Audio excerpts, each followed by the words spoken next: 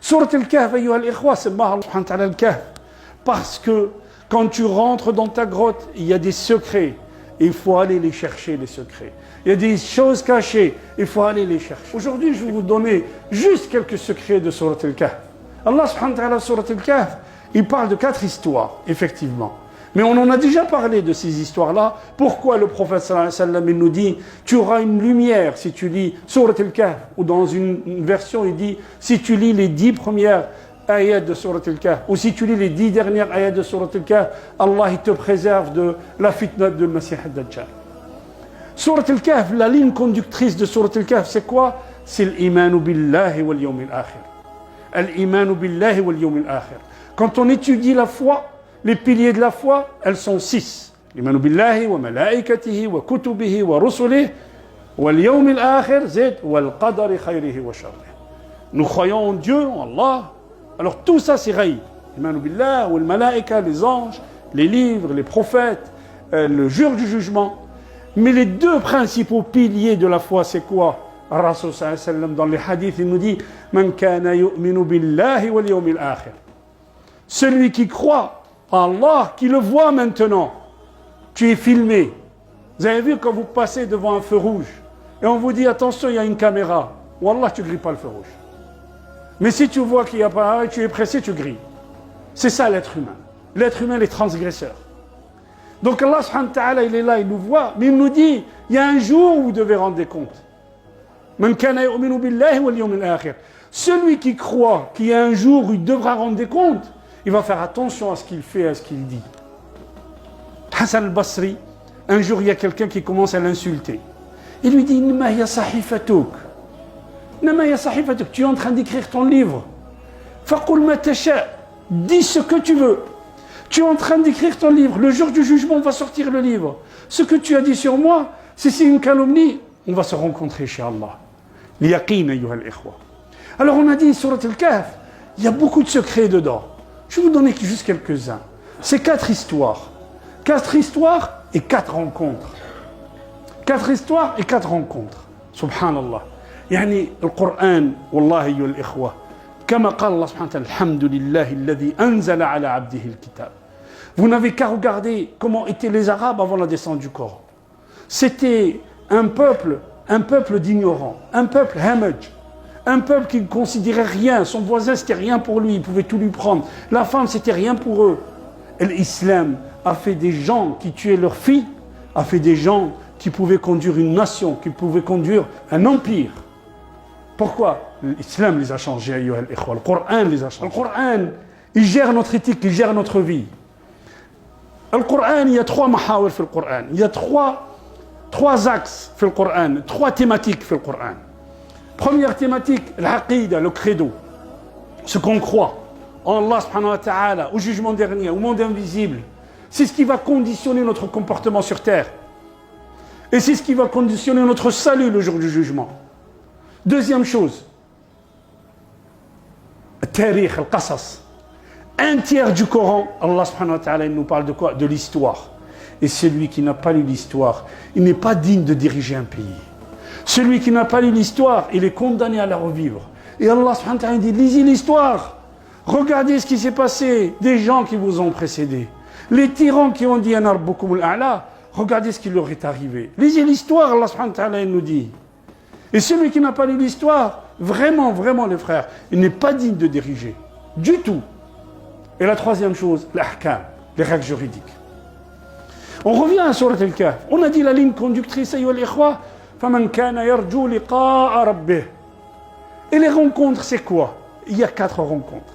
La première, c'est la rencontre de 2 religions. La rencontre de 2 religions. La religion d'Allah subhanahu wa ta'ala avec ces jeunes qui ne voulaient pas adorer le roi de l'époque, Daqyunus, Deus. Deus, il a demandé aux gens de l'adorer. Eux, qu'est-ce qu'ils ont fait? Ils ont fui avec leur foi. Et cette foi-là, quand il y a une opposition entre 2 opinions, entre 2 religions, qu'est-ce qu'on fait? Qu'est-ce qu'on fait? On peut fuir avec notre foi. Et Allah subhanahu wa ta'ala, il va nous décrire comment ces gens-là ont fui avec notre foi. Je ne vais pas vous décrire sur le Kahf. Normalement, chacun de nous, il doit la lire à partir de Maghreb de la veille de Yom al-Khamis, de la veille de l'Jumu'ah. Donc Allah subhanahu wa ta'ala va nous décrire comment ces gens-là ont fui avec l'autrefois et qu'ils ont refusé la tyrannie de ce roi. Allah subhanahu wa ta'ala nous décrit que celui qui prend le chemin d'Allah, Allah est prêt à changer les lois de la nature pour lui. وَتَرَى الشَّمْسَ إِذَا طَلَعَتْ تَزَاوَرُ عَنْ كَهْفِهِمْ ذَاتَ الْيَمِينِ وَإِذَا غَرَبَتْ تَقْرِضُهُمْ ذَاتَ الشِّمَالِ. Le soleil décliné pour ne pas les brûler. Et Allah subhanahu wa ta'ala les a endormis pendant 300 ans. Il les tournait à gauche et à droite pour qu'ils ne soient pas malades. Subhanallah. Allah, il prenait soin d'eux. Mais Allah subhanahu wa ta'ala, il nous dit, dans cette opposition, la khatima, la finalité, quand on regarde sur le Kahf, comment il finit l'histoire? وَقُولِ الْحَقُّ مِنْ رَبِّكُمْ فَمَنْ شَاءَ فَلْيُؤْمِنْ وَمَنْ شَاءَ فَلْيَكْفُرْ. Voilà ce que nous apprend notre islam, ayyuha al-ikhwa. Mais avant de nous dire ça, il dit au prophète وَاصْبِرْ نَفْسَكَ مَعَ الَّذِينَ يَدْعُونَ رَبَّهُمْ بِالْغَدَاةِ وَالْعَشِيِّ يُرِيدُونَ وَجْهَهُ وَلَا تَعْدُ عَيْنَاكَ عَنْهُمْ تُرِيدُ زِينَةَ الْحَيَاةِ الدُّنْيَا. Allah subhanahu wa ta'ala dit au prophète, maintenant que tu connais cette histoire, des gens qui ont fui avec leur foi, parce que cette foi, c'est une foi chrétienne, ils croyaient en Isa alayhi salam. Ils disaient Ashhadu an la ilaha illallah wa anna Isa rasulullah. Donc c'était des musulmans. C'était le dernier des prophètes. Ils ont fui avec leur foi pour ne pas être en opposition avec la tyrannie. Donc il dit au prophète, Allah subhanahu wa ta'ala, ce qui t'arrive, c'est déjà arrivé avant toi. Ce qui vous arrive, ayyuha al-ikhwa, c'est déjà arrivé avant vous. Donc ne vous inquiétez pas. وَاصْبِرْ نَفْسَكَ مَعَ الَّذِينَ يَدْعُونَ رَبَّهُمْ بِالْغَدَاةِ وَالْعَشِيِّ. Patiente et endure avec ceux qui invoquent leur Seigneur en voulant sa face, jour et nuit. وَلَا تَعْدُ عَيْنَاكَ عَنْهُمْ تُرِيدُ زِينَةَ الْحَيَاةِ الدُّنْيَا. Ne te détourne pas de ces gens-là, de ces pauvres petites gens. Ne te détourne en recherchant le faux brillant de cette vie. ولا تطع شوف التعبير القرآني أيها الإخوة الله سبحانه وتعالى يدي ولا تطع من أغفلنا قلبه ما قالش لسانه الله سبحانه وتعالى يدي ولا تطع ne suis pas celui qui est comment dire inattentif dont le cœur est inattentif pas la langue. Combien de gens ils disent Bismillah walhamdulillah wa subhanallah wallahu akbar mais son cœur il n'est pas là. Combien de gens, combien de personnes. Donc, l'opposition entre deux théories, entre deux religions, Allah subhanahu wa ta'ala, il nous dit, patiente et endure. C'est ça, l'aqibatu lit-taqwa. Mais ensuite, il dit, c'est quoi la solution? C'est quoi la fin de l'histoire? وَقُلِ الْحَقُّ مِنْ رَبِّكُمْ فَمَنْ شَاءَ فَلْيُؤْمِنْ وَمَنْ شَاءَ فَلْيَكْفُرْ. Certains d'entre les frères, ils nous disent, moi je viens du bled, c'était à 99% de gens étaient musulmans. J'arrive ici, je retrouve tout le monde. Des chrétiens, des juifs, des athées, des bouddhistes, des agnostiques. Eh bien oui, tu rencontres tout le monde.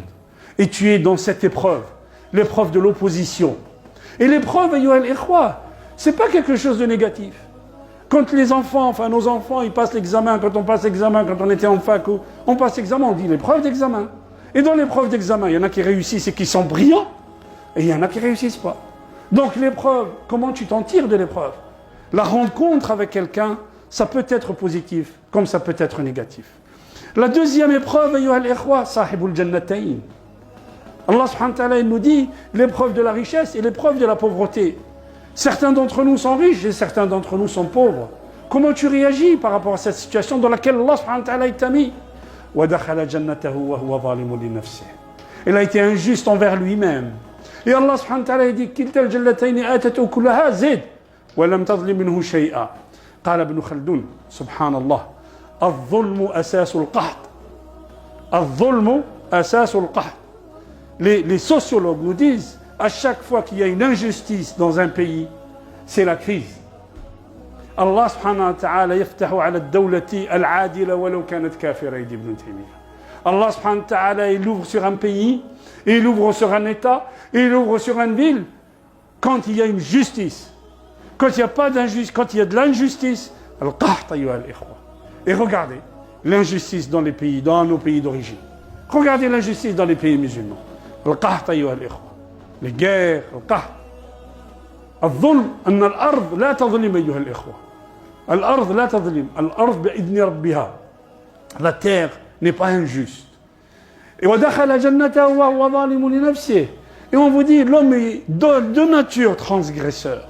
Allah subhanahu wa ta'ala lui donne, d'abord il a transgressé les limites de l'amitié avec son frère. Il a transgressé les limites qu'Allah subhanahu wa ta'ala lui a fixées en lui disant, ça c'est pour toi, mais ne pense pas que parce qu'Allah subhanahu wa ta'ala t'a donné, c'est qu'il t'aime plus que l'autre.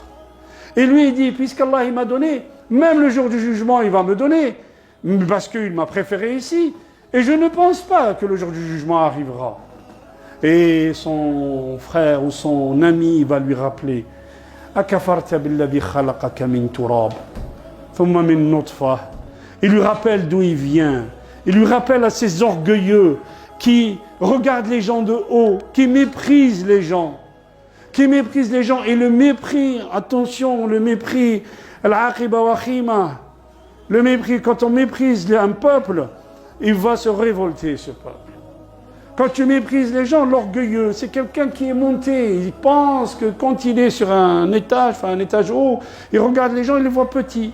Mais les gens, quand ils le regardent lui aussi, il les voit petits aussi. C'est ça l'orgueilleux. Donc Allah subhanahu wa ta'ala, khatimat al-hikaya, c'est quoi? L'histoire, c'est quoi? La fin de l'histoire, c'est quoi? وَضْرِبْ مَنْ لَهُمْ مَثَلَ الْحَيَاةِ الدُّنْيَا. Subhanallah, al-Qur'an, ayyuha al-ikhwa. Il y a une histoire en opposition entre deux religions. Allah subhanahu wa ta'ala wa qul al-haqqu min rabbikum faman sha'a falyu'min wa man sha'a falyakfur. La deuxième histoire, c'est le riche et le pauvre. Comment elle finit? Allah subhanahu wa ta'ala nous dit cette dunya elle vaut rien. Allah subhanahu wa ta'ala yushabbihuha bil ma'. واضرب لهم مثل الحياة الدنيا كماء أنزلناه من السماء فاختلط به نبات الأرض فأصبح هشيما تذروه الرياح. قال القرطبي. Pourquoi Allah subhanahu wa ta'ala il a fait ressembler, on l'a déjà dit ça. Pourquoi Allah subhanahu wa ta'ala a fait ressembler dunya al-ma? Parce que le ma yadhhab wa la yabqa, kadhalika ad-dunya. Le ma il reste pas. Le ma quand il y en a beaucoup, c'est le déluge. Quand il n'y en a pas assez, c'est vraiment la sécheresse. Kadhalika ad-dunya. Quand il y en a beaucoup, c'est pas bien. Quand il n'y en a pas assez, kada al-faqr an yakuna kufra. Dit l'imam Ali radiyallahu anhu. Wa al-ma, l'imam al-Qurtubi dit, tu ne peux pas rentrer dans l'eau sans te mouiller. Dunya kadhalik, tu ne peux pas rentrer dans le dunya sans subir d'épreuves.